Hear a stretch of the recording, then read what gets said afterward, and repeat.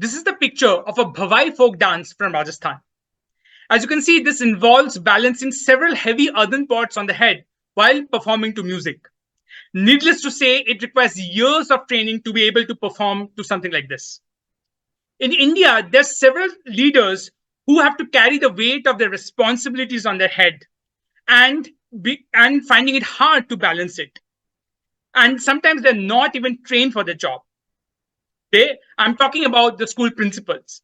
They have to ensure a smooth school administration, ensure infrastructure is up to mark, engage parents, train teachers, plan and monitor different school activities while facing the pressure of different government orders and the need to perform well in the annual examinations. And to top it all, they do not get adequate support for their job too. This is where we come in at Alokit. Hello everyone, my name is Boytu Joshen and I'm the co-founder of Alokit. We work with school principals and headmistresses from India's government schools.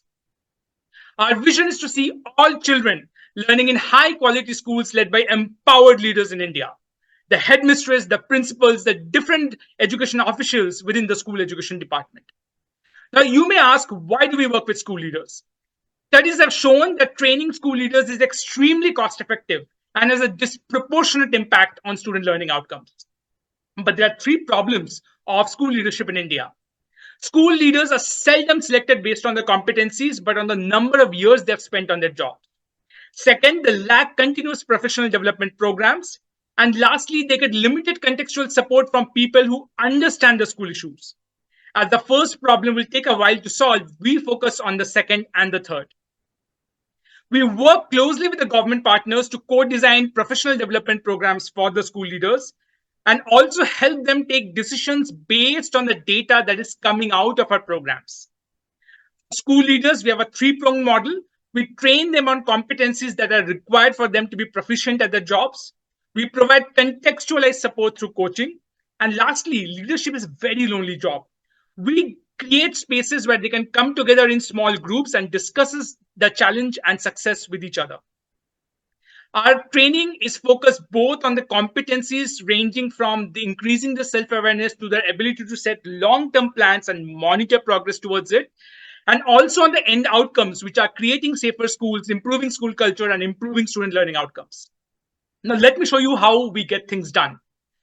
During COVID lockdown, we were working with the Andhra Pradesh social welfare schools, where the secretary identified that retention of girls was becoming a huge problem. We trained Kiranmi ma'am and 150 other school leaders in that network, and we found out that they were in touch with less than 5% of the students.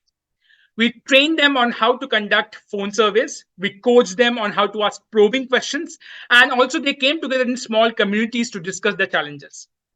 Kiranmi ma'am and her teachers surveyed all our 500 students and unfortunately found out one girl who was about to get married and another who had just gotten married. Magic unfolded after that. Kiranmi ma'am and her teachers went out into the community, convinced the in-law of the girl who had just gotten married to send her back to school, convinced the parents of the girl who was about to get married to stop it, and successfully reintegrated both of them back to school. Imagine the power and influence that a school leader has over the student and the communities. Just like Kiranmi ma'am, we have worked with over 4,000 school leaders since 2020, partnering with 8 different government partners and impacting over 500,000 students. Our programs have shown schools have set agenda for re-enrolling girl students.